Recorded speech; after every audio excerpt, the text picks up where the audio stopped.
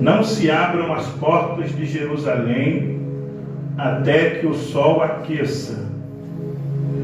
E enquanto assistirem ali, fechem as portas, e vós trancai-as, e ponham-se guarda dos moradores de Jerusalém, cada um na sua guarda, e cada um diante da sua casa. E você diz amém. Amém. Pode se assentar. Bendito seja o nome do Senhor nosso Deus. Nós estamos numa sequência dentro do livro de Neemias. Estamos no capítulo de número 7, aonde Deus Ele tem falado conosco sobre um projeto, sobre construção. Cadê aquela imagem que você fez? E quando Deus colocou no nosso coração de que chegou o tempo de desenvolver um grande projeto, eu lembrei de Neemias. Para mim, dentro da Bíblia Sagrada, nenhum outro nome há que fale tanto sobre edificar, sobre a obra na essência. A maioria dos livros que nós lemos no Antigo Testamento, nós vemos guerras entre os israelitas, entre os seus inimigos. Nós vemos uma série de erros do povo de Deus para com Deus. Nós vemos Deus tentando tratar esse povo de alguma forma. Nem mesmo quando os textos bíblicos que falam sobre a construção do templo, quando nós lemos, nós não lemos com tanto detalhe sobre fazer a obra. Parece que o templo apareceu lá. Salomão construiu, o povo traz as ofertas e o templo, pum, apareceu lá. Não dá para nós riquezas de detalhe. Mas quando nós olhamos para o livro de Neemias, Neemias dá para nós riquezas de detalhes sobre fazer obra e sobre fazer a obra de Deus. E nós estamos fazendo esta obra. Nós estamos fazendo uma obra que ela é de Deus. Ela não é nossa. Ela não é do homem. Quando nós olhamos para o livro de Neemias e nós lemos, parece que os fatos não estão organizados cronologicamente. Se nós lermos o capítulo de número 3, nós vamos ver que Neemias está falando sobre a edificação das portas dos muros. Neemias dá os nomes das portas. Neemias dá o nome das pessoas que edificam as portas. Mas quando nós chegamos no capítulo de número 6, Neemias está falando sobre brechas que estão tapadas, que estão fechadas. E ele diz que ainda não tinha colocado as portas. Então, se você ler o capítulo 3, as portas estão lá. Se você ler o capítulo 4, as portas ainda não estão. O capítulo de número 5 é aquela parada. Se você ler o capítulo de número 6, as portas não estão. Quando chega aqui no capítulo de número 7, é que Neemias está falando. Depois que o muro foi edificado, eu levantei as portas. O que me faz entender que no capítulo número 3, as portas já estavam confeccionadas. As portas já estavam preparadas, com suas madeiras, com seus ferrolhos, com exceção da porta das ovelhas, que é a única porta que no capítulo 3 nós não vemos ela sendo trancada, ela não tem ferrolho. Mas quando nós olhamos para o capítulo 3, nós entendemos que as portas já estão preparadas. As portas já estão prontas. O que Deus me faz entender é que tem coisa que ainda não está no lugar, mas já está pronto. Já está confeccionado, já está preparado, está feito sob medida, já foi elaborado, mas ainda não está no lugar. E por que ainda não está no lugar? Porque existe um tempo. E nós estamos vivendo, dentro dessa ideia do livro de Neemias, a obra na etapa que ela precisa ser estabelecida. Quando nós lemos a obra de Salomão, pum, está pronto. Mas os muros não. Parece rápido quando diz que foram construídos em 52 dias. Mas existe todo um processo que está acontecendo aqui e que nós precisamos contextualizar para não parecer fácil. Porque a obra de Deus, ela nunca foi, nunca será, e ela não é fácil. Repito, ela é difícil, se torna impossível, depois é feita. Porque é obra de Deus.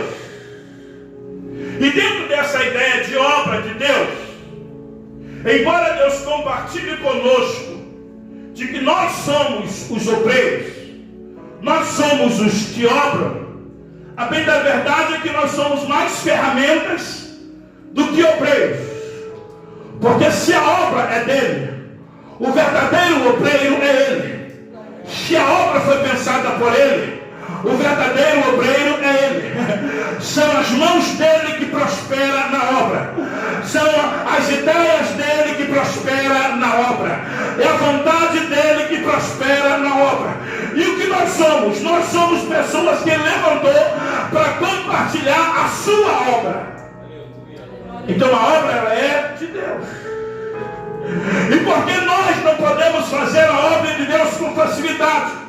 Porque no que tange a obra de Deus, para ele não é impossível, mas para nós é. No que tange a obra de Deus, para ele não é difícil, mas para nós é. No que tange a obra de Deus, para ele não está distante, mas para nós está. Então quando nós olhamos para a obra de Deus, é muito possível que nós sintamos cansados. Quando nós olhamos para a obra de Deus, é muito possível que nós sintamos fadigados. Quando nós olhamos para a obra de Deus, é muito possível que nós sintamos confrontados. Quando nós olhamos para a obra de Deus, é muito possível que nós encontramos machucados. Mas quando nós olhamos para a obra de Deus, é impossível perceber que ela não vai acontecer. Por quê? Porque ela não é a minha obra, ela não é a sua obra, ela é a obra de Deus.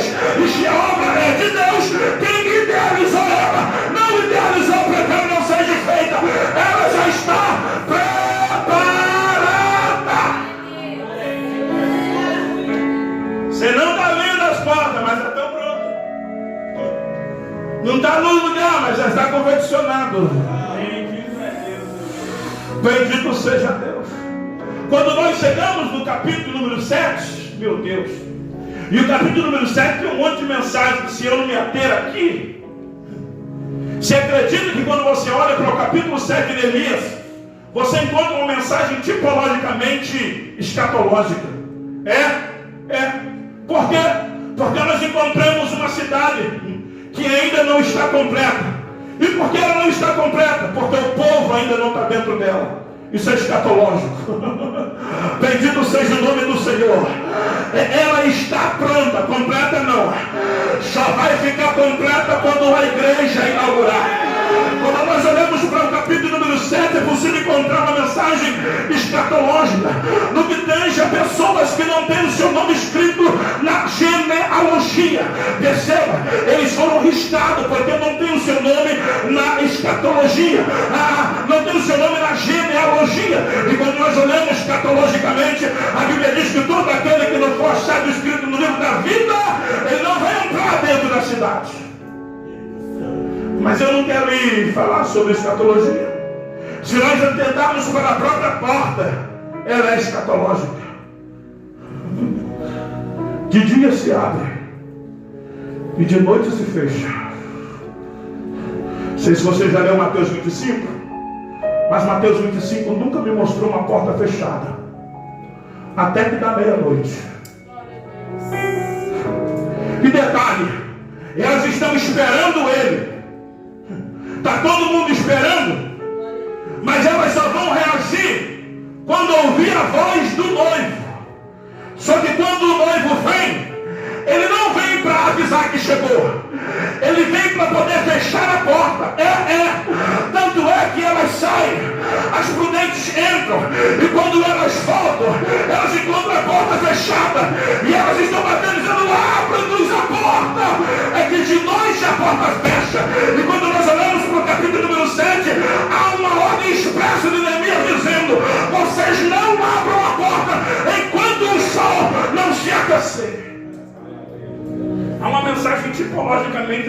genealógica.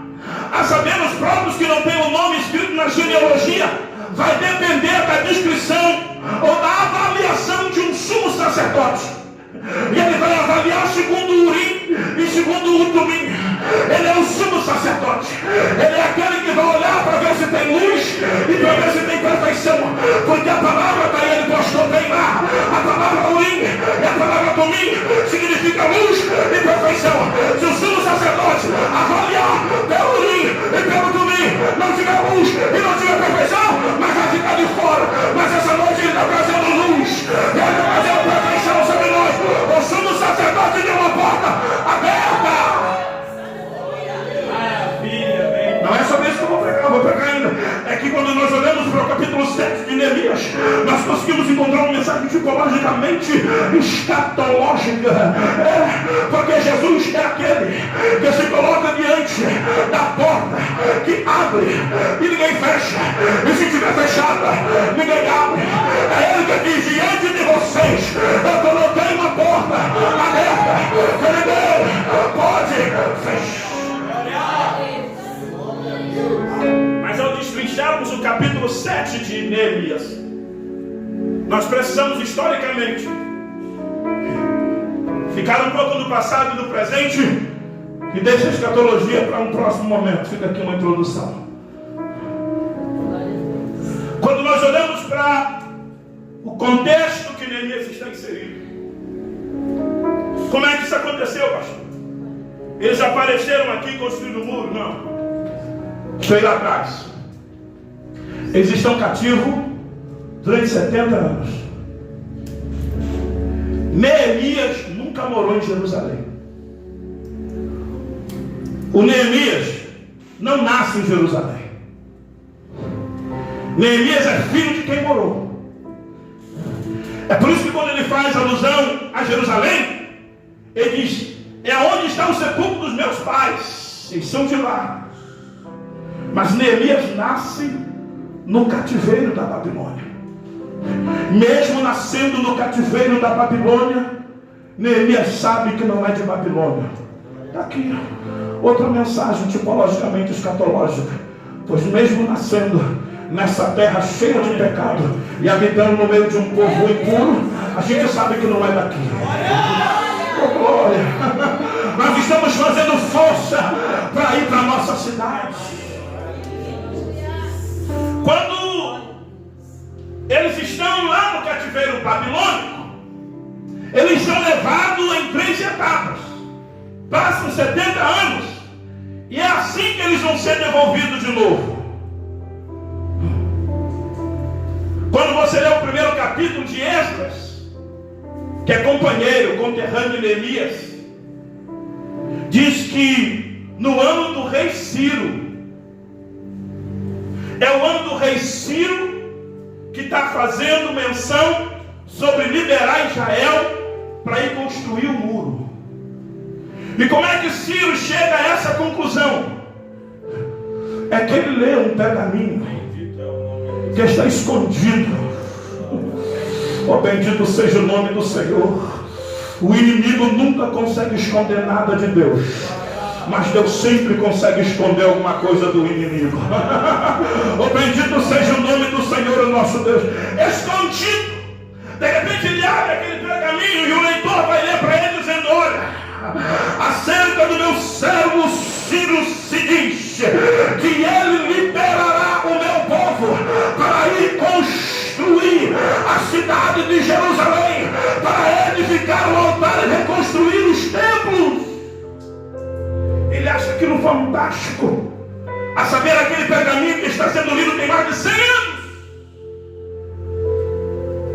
Então ele vai perguntar ao edito: quem é que vai fazer a obra? Ei, eu gosto quando nós não somos apontados por alguém. Você quer ou você vai? A palavra está no ar. Quem é que vai fazer a obra? Deus está falando com Isaías, e ele poderia dizer: é vocês, mas mesmo assim a voz ecoa na eternidade: a quem enviarei e quem há de ir por nós? Você sabe por quê? Que Deus não aponta, é porque depois, na hora da luta, na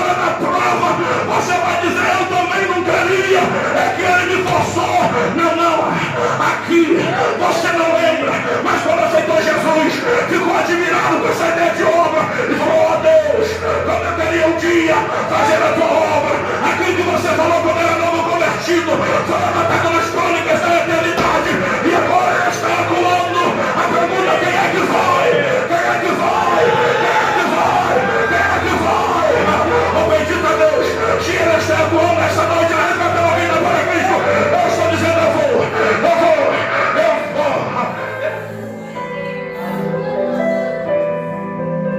Eu vou porque sei que Babilônia não é minha. Eu sei porque sei que Babilônia é confortável, mas não é o meu lugar. Babilônia é bom, mas não é o meu lugar de chegada.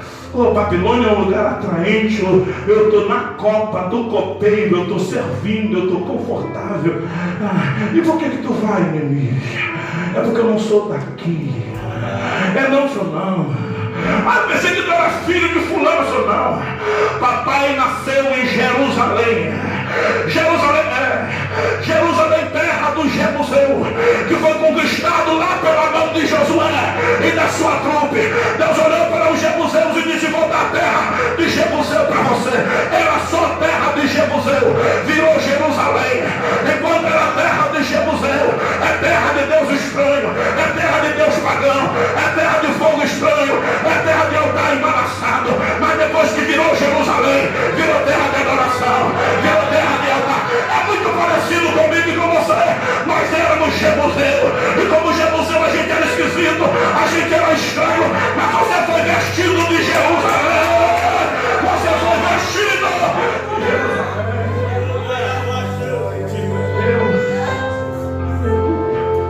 Eles vão. Zorobabel, na companhia de Josué, vai.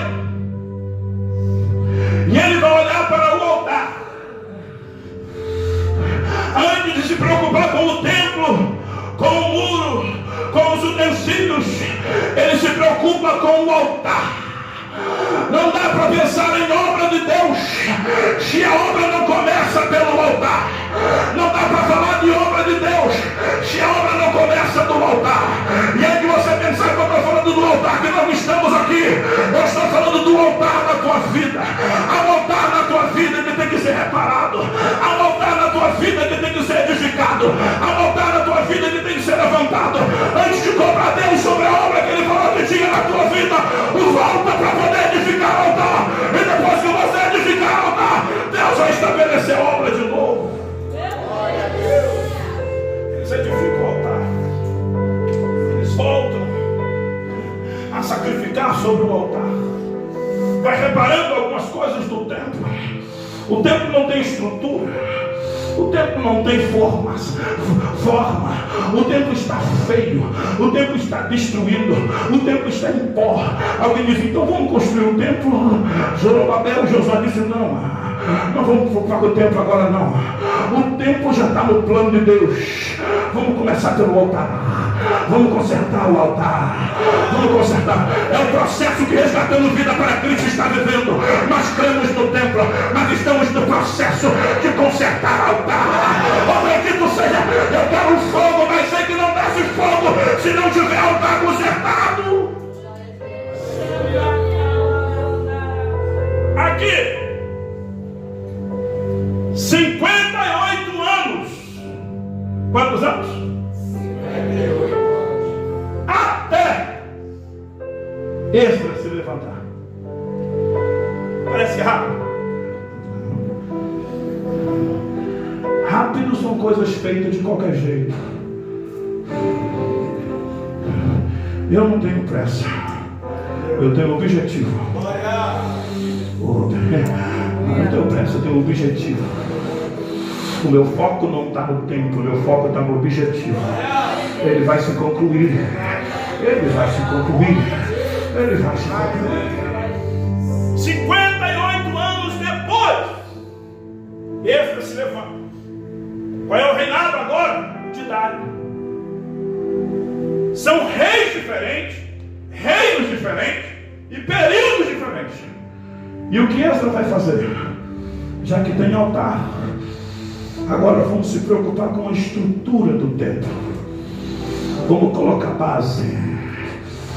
Vamos colocar base. Vamos analisar o terreno, porque houve uma grande queima, houve um grande incêndio. Vamos ver se o incêndio não abalou o terreno, porque na pressa a gente vai construindo estrutura em cima de terreno desestruturado. Nós estamos reparando o terreno, nós estamos preparando a terra. Pisa forte para ver se está firme, dá uma batida para ver se racha, dá uma batida para ver se trinca. Se trincar tem que remover, se rachar tem que remover, porque Deus não vai construir nada sobre alguma coisa desestruturada. Vai colocar na estrutura do tempo. Deixa eu te falar, para mim chegar em Neemias, 13 anos se passa até chegar em Neemias. Tu lembra, não parece? Que é uma coisa que vai acontecer após semana após semana. 58 anos de Zorobabel a Esdra, mais 13 anos de Esdra a Neemias. 58 com 13? 71. Quanto tempo de cativeiro? 70. Sabe a única coisa que é rápido? Pergunta o que hoje? Desobedecer. Pecar é rápido. Pecar é papo. Agora o processo de arrancar pecado, de limpar o cheiro, isso é demorado. Aí 70 anos, sabe o que Deus está fazendo com Israel? Tirando o cheiro da desobediência. É porque com os sacerdotes podia desobedecer. Desobedece com Nabucodonosor. Falar que não vai fazer para mim é mole. Eu quero ver falar para Nabucodonosor. Meu Deus, eu vou ter que tirar o cheiro da desobediência deles. Vou ter que colocar alguém para mandar neles, para que eles entendam que eles precisam obedecer. Ninguém vai viver a obra de Deus sem obediência. E obedecer dói. Obedecer dói. Vou falar de novo, obedecer dói. E tem gente que não quer sentir a dor da obediência. O desobediente não quer apanhar porque obedecer dói. O escritor dos Hebreus diz aí: se você está sem açoite, tu não é filho, tu é bastardo, porque o pai açoita e corrige a todo que ele tem por filho. O filho, dentro da ideia de quem é o seu pai, ele sabe que pode estar apanhando e ele não se dá de vítima. Ele sabe que Deus sabe o que está fazendo, o que está corrigindo nele. Deus viu o que ninguém viu, Deus soube o que ninguém soube. Aí a gente grita para o profeta, grita para o sacerdote, grita para o pastor, e o pai da eternidade, ninguém se mete. É eu e ele, eu amo. Eu vou tratar, mas eu vou fazer sentir dor. Eu tenho que esfregar eles na Babilônia para tirar o cheiro. Porque pecado tem cheiro. Pecado tem nome. Ai, Senhor, perdoa meus pecados. Está muito vago. Qual? Perdoa o que eu fiz. Está muito vago. Quando? Perdoa como? Por quê? A gente mata o outro. E no culto Santo da Ceia a gente me perdoa. Perdoa por quê? Você precisa desconstruir as palavras que você construiu. O perdão opera quando você desconstrói aquilo que você construiu. Não é à toa. Mais 71 anos. É que eles estão construindo em cima daquilo que foi desconstruído, que eles tinham construído. A gente constrói ideias. Quando ele ministrou aqui no Levi, a gente constrói pensamentos. A gente constrói julgamentos sobre pessoas, sobre o outro. Aí de repente pronto, a gente age com muita tranquilidade. Mas o céu está por testemunha de tudo que a gente faz. O céu está por testemunha de tudo que a gente fala. O céu está por testemunha de toda a nossa ação. Inclusive é isso que Esdra vai fazer. Na medida que ele está restaurando o templo e que ele quer fazer o povo voltar a sacrificar, Esdra fala de arrependimento. E arrependimento é uma palavra que nesses tempos as pessoas não sabem o que é na essência. As pessoas se arrependem toda segunda-feira da mesma coisa. E quem se arrepende toda segunda-feira da mesma coisa nunca se arrependeu. Porque arrependimento é aquilo que você sente e não volta a fazer. Eu me arrependi. Não estou falando de remorso. Consciência pesada. É arrependimento. Processo de obra de Deus passa pelo arrependimento. É que tem uma galera aí que está tocando a vida. Ele vai tocando a vida. Vai subindo nos altares, vai subindo nos púlpitos. Eles vão abrindo igreja. Eles vão fazendo canal. Eles vão ficando famosos. O que eles não sabem é que está na conta. O que eles não sabem é que um dia vão ser cobrados. Não. É muito melhor você pagar no dia do vencimento do que pagar com juros.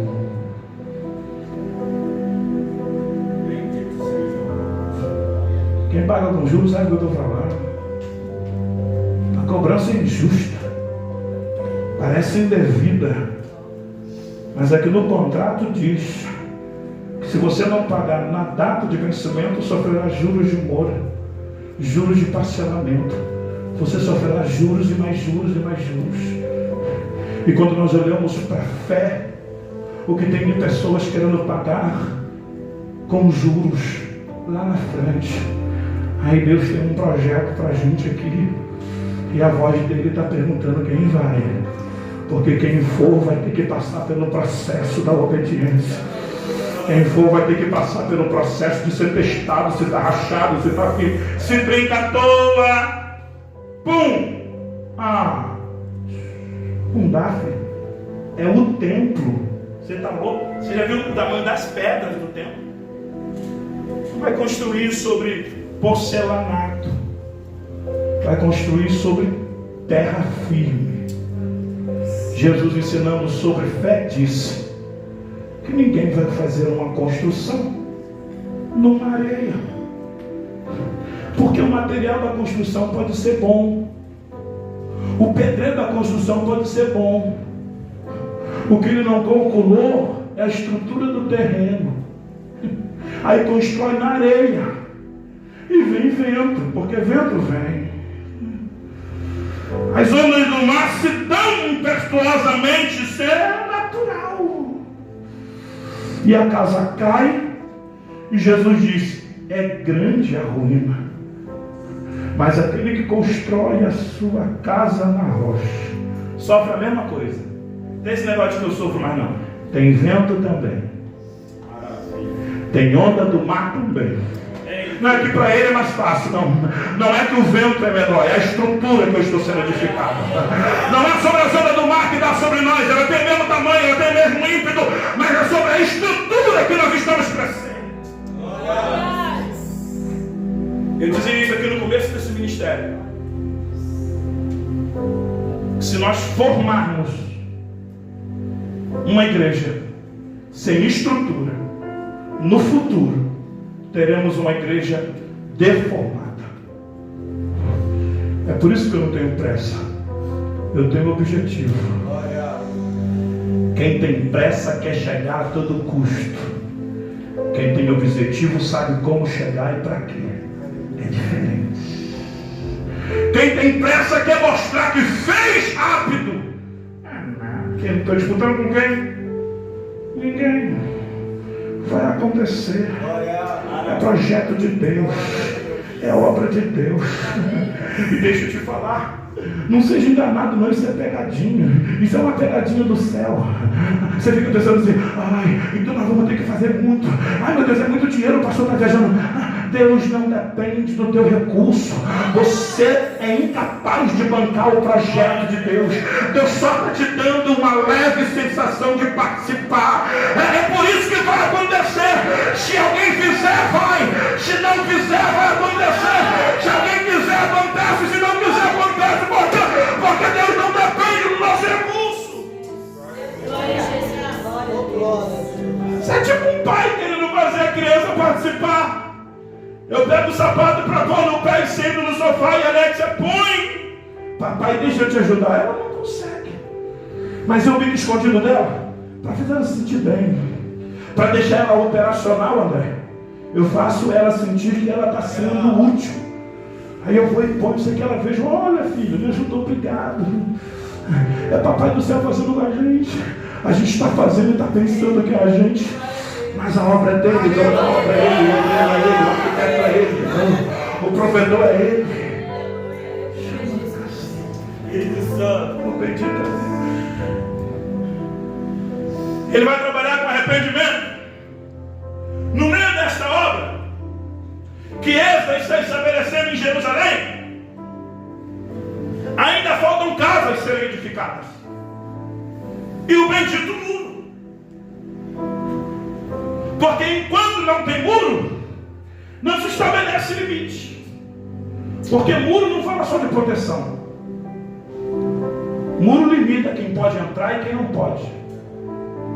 Muro limita quem é de dentro e quem é de fora.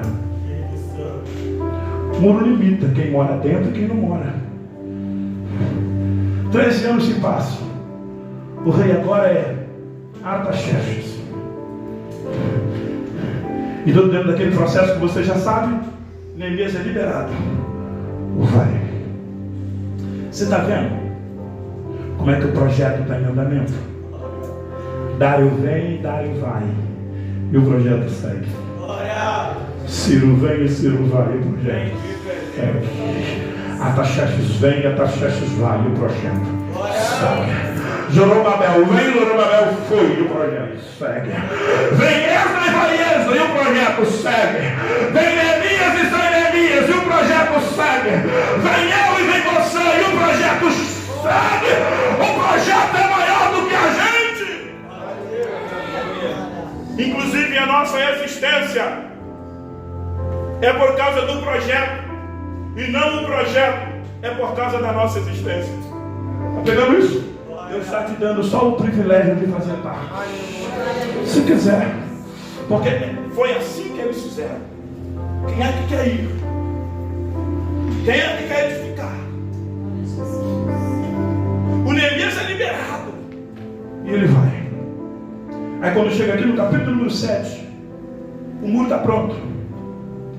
E as portas confeccionadas? Pronto. Por que levou 52 dias? Porque não é primeiro faz o muro, depois se preocupa com a porta. Não, enquanto eu estou fazendo o muro, já tem alguém trabalhando com a porta. Porque quando está pronto, só botar agora. O bendito seja. Que porta é essa? Essa é a do montura. A do montura é aquela lá. E essa porta aqui, essa porta é a das ovelhas, que não tem, essa é mais fácil de esticar, não tem ferrolho. Ah, não, então põe a porta das ovelhas. Você pode botar. Eu disse aqui na pregação das portas, é que nós não vamos ter ela de novo, então eu vou pregar de novo para poder a gente ter ela gravada. A gente tem nossas mensagens gravadas, está fantástico. A sequência do livro de Neemias está toda ministrada lá no YouTube, está sendo uma bênção. Amém? E quando eu estava falando aqui, eu entendi por que Deus colocou portas. Muitas portas. Porque você não entrava por uma porta e saía pela mesma. Era proibido você ir, adorar, dar as costas para o lugar que você adorar e sair. Não dê as costas para o lugar que você foi edificado. Deus pensou em tudo. Não dê as costas para o lugar que um dia você adorou. Não. Não dê as costas. Valorize o sacrifício que você fez aqui enquanto você estava. E por que sai pela outra porta? Porque num processo de adoração você nunca retrocede. Num processo de adoração você só avança. Avança. Você só avança. Hoje, naquele pedaço de muro das Lamentações, você verá no YouTube hoje. Judeu, ele não faz aquele movimento. E ele vira as costas para o muro e vai. Já que não tem portas, porque foi tudo destruído, tem só um pedaço do muro, eles demarcaram uma metragem. Então eles adoram aqui. E como é que sai, pastor? De costas. Até hoje eles aprenderam a não virar as costas para o lugar da adoração. Quando eles chegam no limite demarcado, aí eles podem virar e sair. Quando eles entendem que está fora do lugar da adoração, fora do templo, o movimento é do jeito que ele quer. Mas dentro do templo, o movimento é orquestrado pelo dono do culto. O movimento é orquestrado pelo dono do culto. Não, eu adoro como eu quero. Você está equivocado sobre culto. Dentro do ambiente de culto, você adora como ele quer ser adorado. Se você adorar como você quer, e como você quer adorar como ele quer ser adorado, você não adora nada. Mas se você adorar como ele quer ser adorado, você adorou tudo. O movimento dentro do templo é orquestrado. Neemias então diz, então levantei. Viu? Não é construir. Eu levantei as portas. As portas estavam prontas. Agora eu levantei. Agora eu coloquei portas. Basta colocar portas? Não. Ele estabelece funções. Ele coloca porteiros. Porque o segredo não está na porta. O segredo está no porteiro. O movimento da porta não depende da porta. O movimento da porta depende do porteiro. Vou falar isso aqui de novo para quem está ligado. O movimento da porta, do acesso, não depende do acesso. Depende de quem está.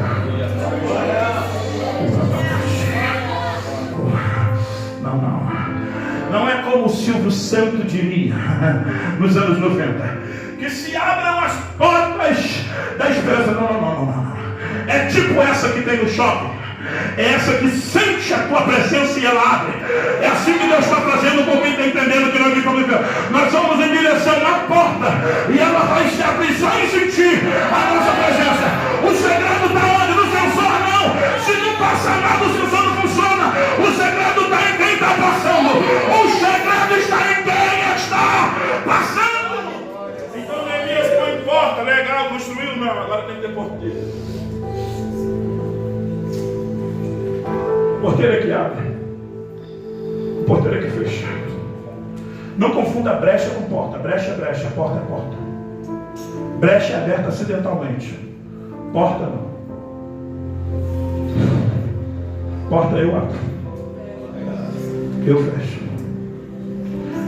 O Senhor me responde em secreto, quando eu falo com Ele em secreto. Mas a porta quem abre e fecha sou eu. Entra no quarto.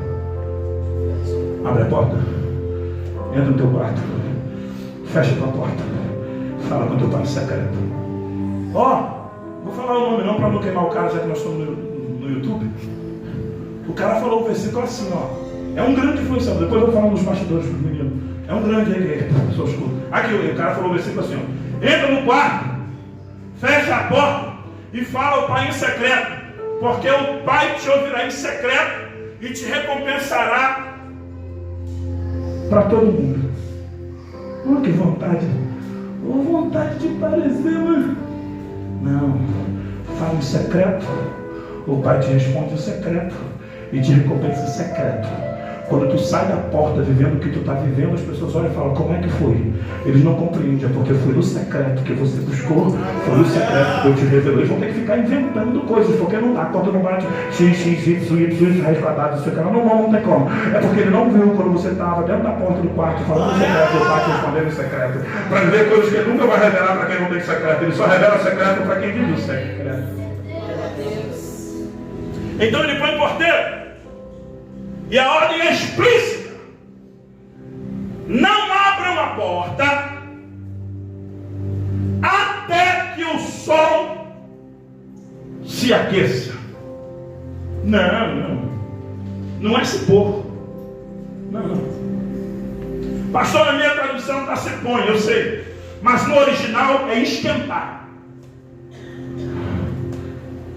Porque senão a gente entende que deu. Nem sempre quando está claro o sol aparece. Nem sempre quando ele se põe está favorável. Mas minha está falando, quando estiver quente, quando estiver aquecido, vocês abram a porta. É para não ter dúvida que no tempo da noite não se abre porta. A noite é tempo de vigiar. A noite é tempo de estar ligado. No escuro a porta fecha. À meia-noite ouviu-se a voz, aí veio o noivo. Aí quando elas voltaram, a porta já tinha fechado. Por quê? Porque já era meia-noite. Já era noite. Bendito seja o nome do Senhor. Neemias fala para ele: ó, vocês não abram até que o sol se aqueça. Quem vai estar assistindo diante da porta, tranque. Irmão, é muita ordem.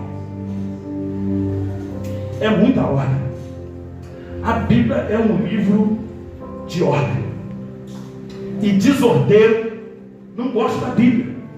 Porque a Bíblia é muita ordem. Começa no jeito falando, come de tudo. Mas o que está no meio não pode. Não pode. Entra na arca tu e a tua família, fecha a porta. E ela vai estar trancada. Gente, mas que dó, por que eles não podem? Porque não pode. É muito que não pode. Ô gente, olha o decálogo. São 10 não.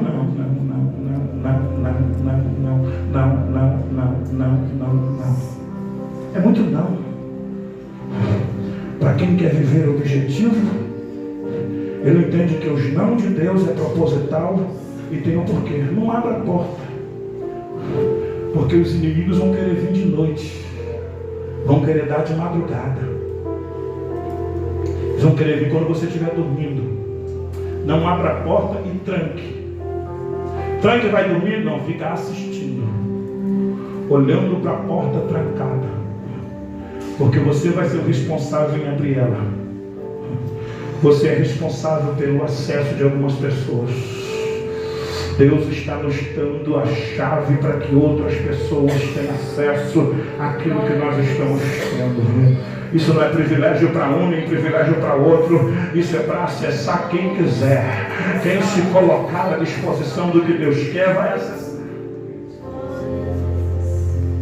Perceba, o Esdras vai até levantar uma equipe de sacerdotes, mas o culto ainda não está um. Aí ele vai dizer, vai ter porteiro, e vai ter cantor e cantora. Não estou falando do templo. É no muro. Então no muro tem porteiro e no muro tem cantor e cantora.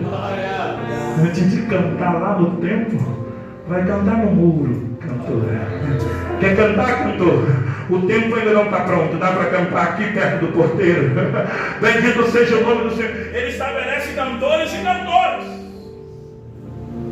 E o texto diz, ele estabelece os levitas. Ué, os levitas? É. Então os cantores e as cantoras aqui não são os levitas? Não. Porque ele não está falando dos cantores do templo. Ele está falando do muro. Nós estamos no muro. É que tem gente que nós vamos dar acesso. Ele vai chegar depois e vai ter acesso direto ao templo. Mas tem gente que só vai conseguir viver o templo se viver o muro.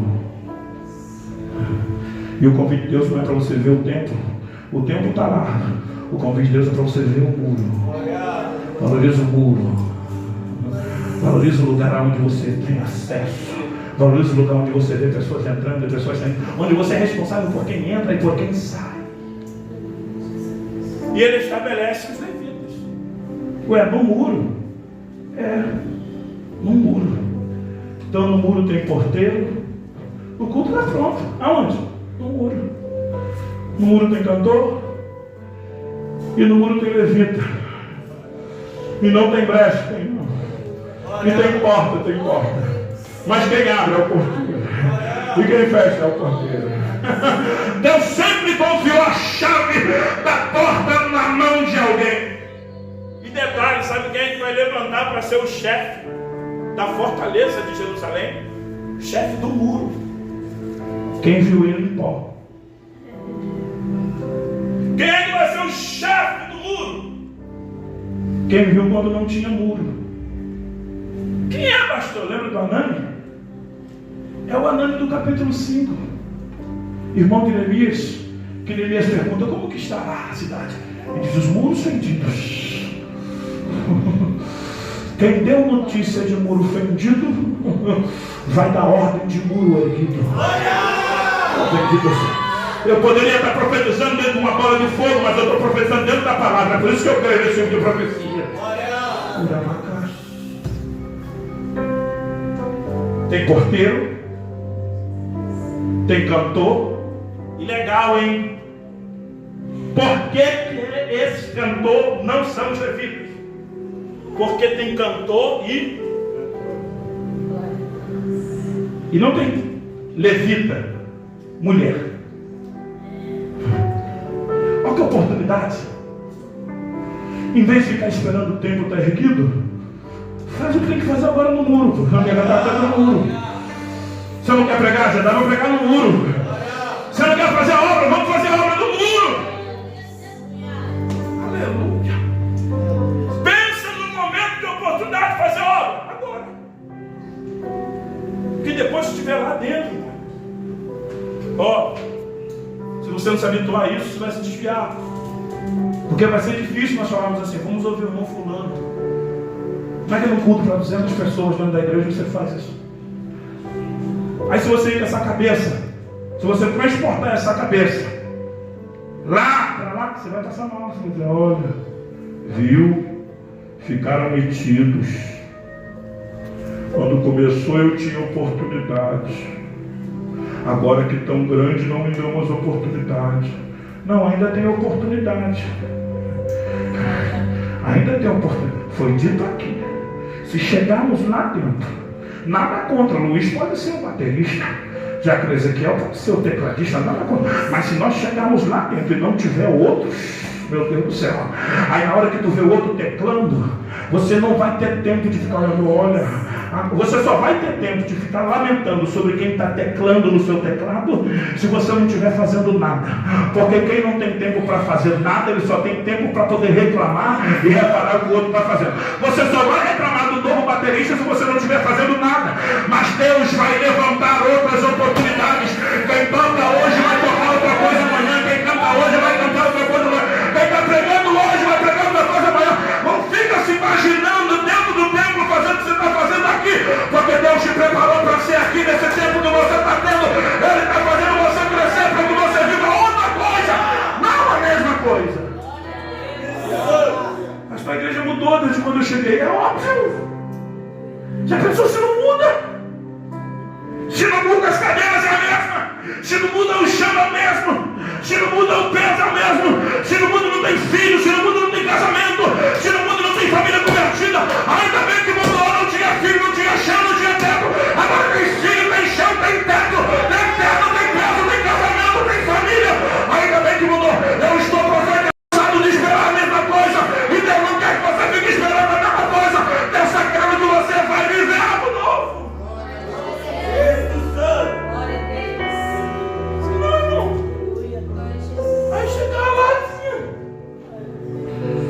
Queria uma oportunidade. Você sabe por que o Luiz passou por um baterista? Porque senão o Luiz vai chegar no céu. E conjecturando aqui, Jesus vai ver, mas a tua obra. Eu vou falar aqui, filho de baqueta. Tu viveu isso tudo na terra, só tocando bateria? Pois é. Pelo amor, eu vou pela misericórdia, mas tu entra logo. Porque eu fui lá na terra, fui carpinteiro, fui pescador, curei cego, curei surdo, eu subi monte, eu andei no mar, eu visitei, eu fiz a coisa. Eu não fui lá só para morrer na cruz. Deus está estabelecendo funções. Diácono André disse bem aqui. É tempo de operacionalidade. É tempo de operar. Glória a Deus. É tempo de funcionar. Maravilha de Deus. E é à toa que a gente acabou de vir de um congresso de engrenagem? É não. Está tudo dentro do percurso. Já que estamos operando como engrenagem, é tempo de operar. É tempo de operar. É tempo de operar. Bendito seja o nome do Senhor. Eu termino aqui. Sabe o que é interessante? é que na medida que o livro ele é compartido por 3 partes, Neemias fala sobre essa parte das portas, sobre as construções, e ele vai olhar para a cidade e vai ver que ela é grande. Isso aqui é ilusão de ótica. Não é que a cidade é grande, é que o povo ainda não estava dentro. E o povo dentro não é coisa de Neemias. Quando ele reparou que a cidade é grande, o povo não estava dentro, aí ele diz, está escrito, a gente leu. Aí Deus colocou no meu coração. Vai ver o povo. Vai ver o povo. O povo está pronto, só não está aí dentro. Só precisa ir buscar o povo. Vai buscar o povo.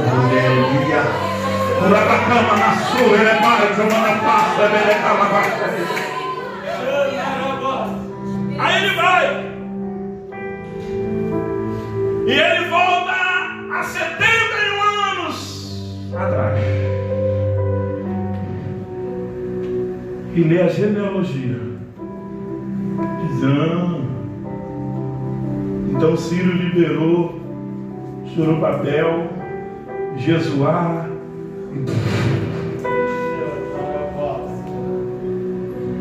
Aí tinha uma turma. Tem uma turma aqui no texto. Você não leu, não dá tempo de ficar te explicando. Eu li, porque eu quero que você leia a Bíblia. Tem uma turma aqui no texto que dá um de João sem braço. Tá, Miguel? Todo mundo quer dar uma roupa, tu canta igual eles? Canto, mas são com eles, eu canto. Tu canta igual. Fala Torá. Eu tenho um jeito de sacerdote, eu sou sacerdote. Tá bom, toma aí.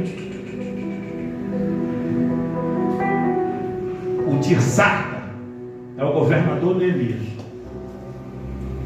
Teu nome? Meu nome? É. Tua identidade?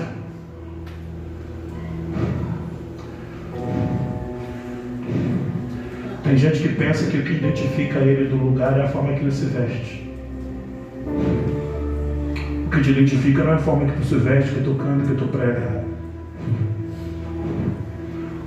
Teu nome? Meu nome? Não, pô, vê aí. Minha família é sacerdote, é? Vê aí o nome dele. Deixa eu ler direitinho aqui.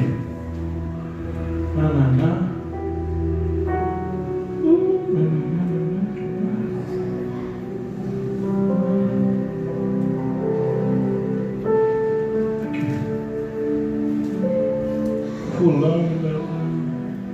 E eles? Estão aqui não? Eles não estão. Mas tem o porquê eles não estão. Tem? Tem. Deixa eu achar aqui para a gente poder. 64. Ó. Estes buscaram o seu registro,